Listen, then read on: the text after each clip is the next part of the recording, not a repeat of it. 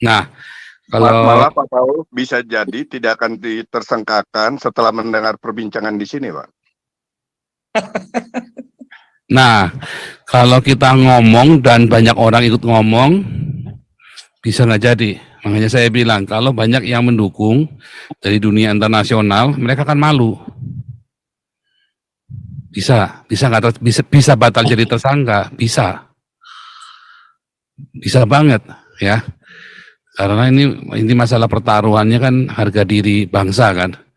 Tetapi masalahnya, ya, ini biasanya kalau bahasa-bahasa seperti ini, ya, itu biasanya sudah keluar suratnya, cuma tinggal dikasih tanggal doang.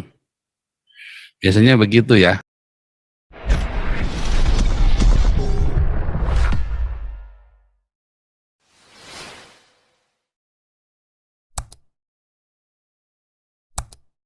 Pak. Pak Sandi Amel, tolong tutup, lalu kita ini ya, kita berdoa. Silakan Pak Sandi Amel. Baik, terima Oh, ini kasih. ada Pak, sebentar, ini ada Pak Napoleon Bonaparte, kasih lewat dulu deh sebentar deh. Oh iya. Napoleon nih, wah ini orang penting ini. Sama Tumbar? Ini. Sama Butumbar nih, nanti Butumbar yang tutup dalam doa. Pak Napoleon.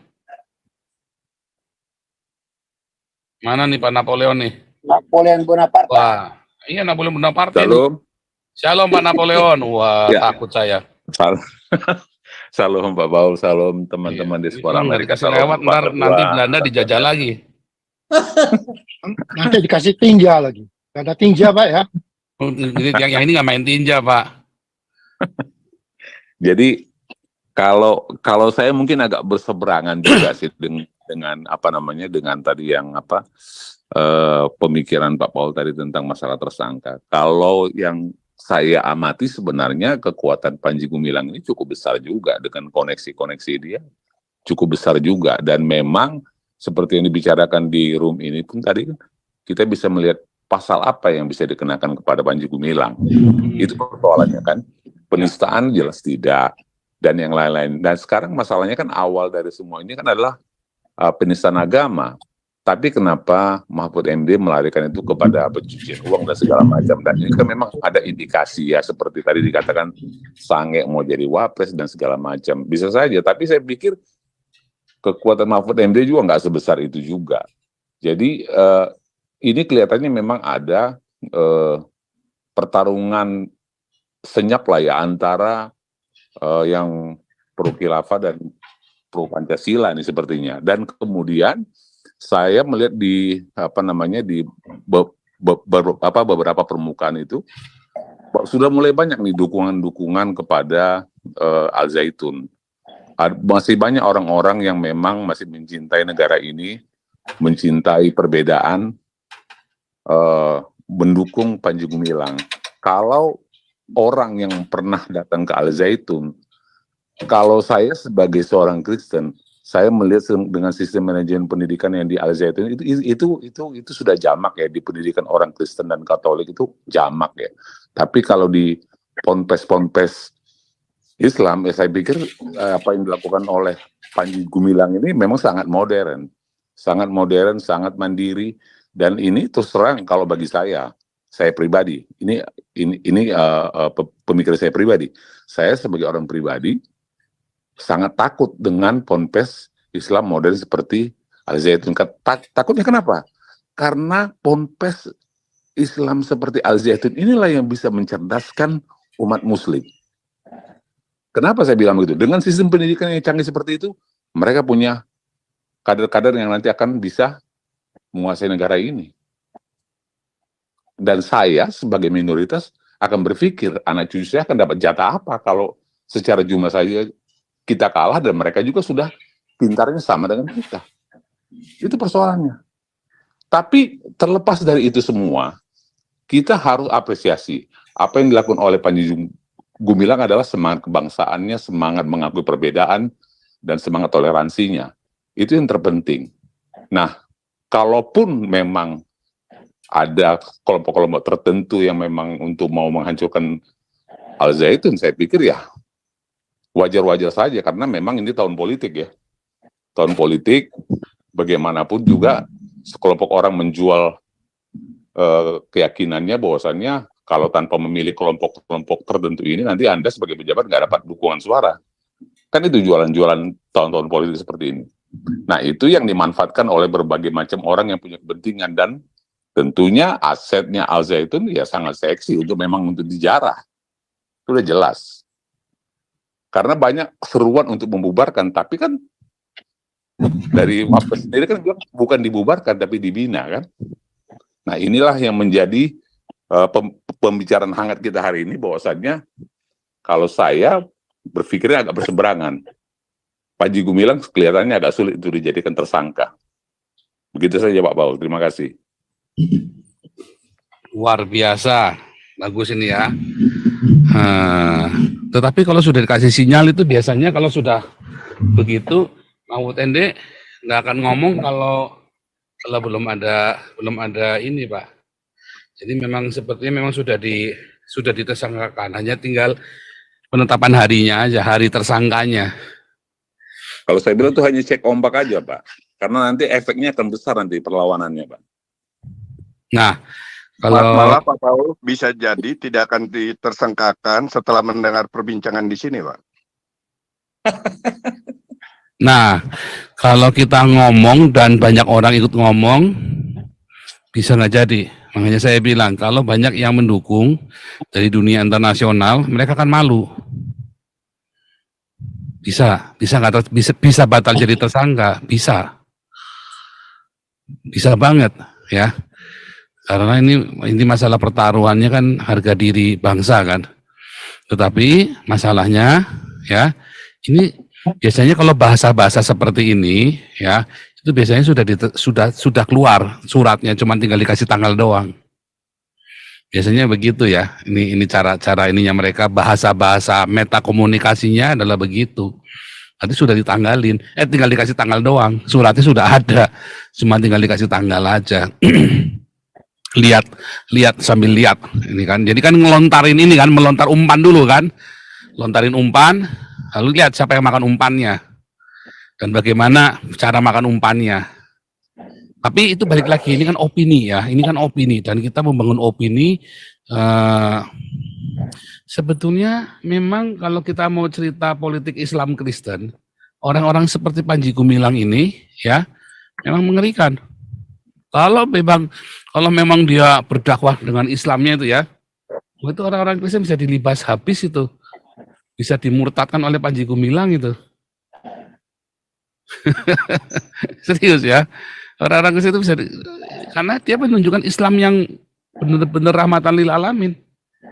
Enggak seperti MUI. Orang kalau begitu dengan MUI enggak ada yang mau jadi Islam. Kalau dengan cara Islamnya MUI itu enggak ada yang mau. Tapi dengan cara Islamnya Panji Gumilang, justru orang lihat loh, kok ini Islamnya beda nih. Itu mungkin 30 tahun lalu Pak, sebelum ada internet Pak. Sekarang kan kita bisa Google Pak. Ya, dengarkan Christian Prince saya secara terbuka, kita bisa paham Pak. Nah, tetap beda Pak, karena saya kan juga masuk ke masyarakat, tidak semua orang percaya apa yang di internet. Ada orang yang real, ada orang yang masuk ke masyarakat, mereka dengar laporan ini, ya itu kan oknum. Mereka selalu bilang, oh itu kan penafsiran. Tapi kita lihat ini orang ini baik-baik aja kok. Itu benar begitu ya. Sehingga segudang fakta tentang Islam yang tidak baik pun tidak akan mempan. Jadi sebenarnya Panji Gumilang ini adalah sebuah kalau kita cerita jumlah kuantiti ya. Cuman saya bukan Kristen yang urusan dengan kuantiti, urusannya adalah hati.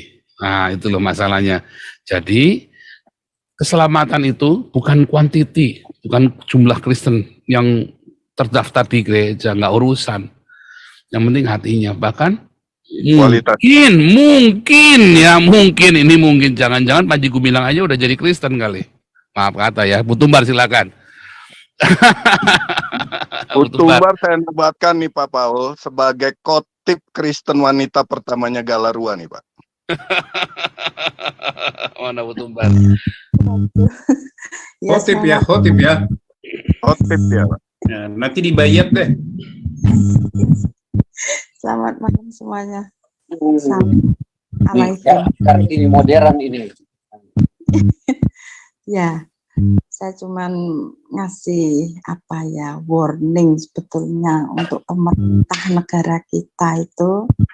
Satu, perpecahan Indonesia, biang keroknya jelas MUI.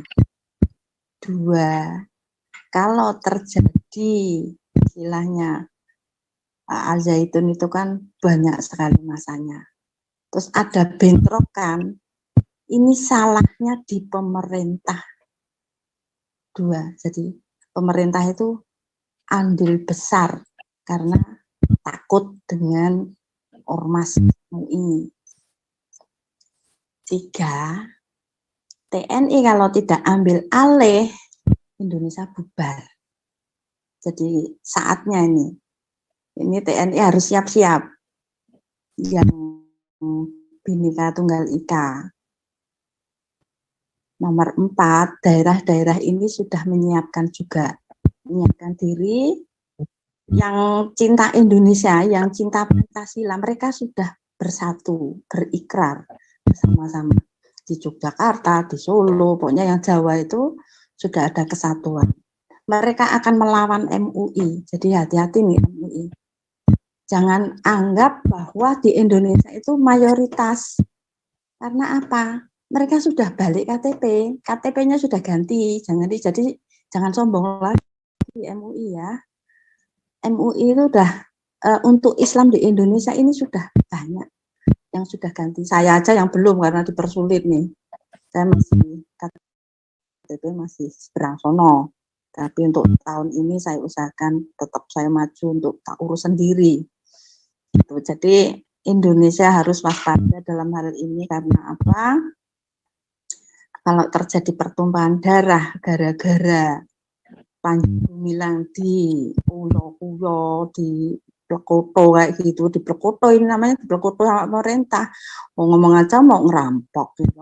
Di Plekoto itu artinya apa, Bu? Tolong jelaskan dalam bahasa Indonesia, Bu. Iya, saya kan Ini bahasanya Nyi Roro Kidul ini. Di Plekoto. Oh, Bapak.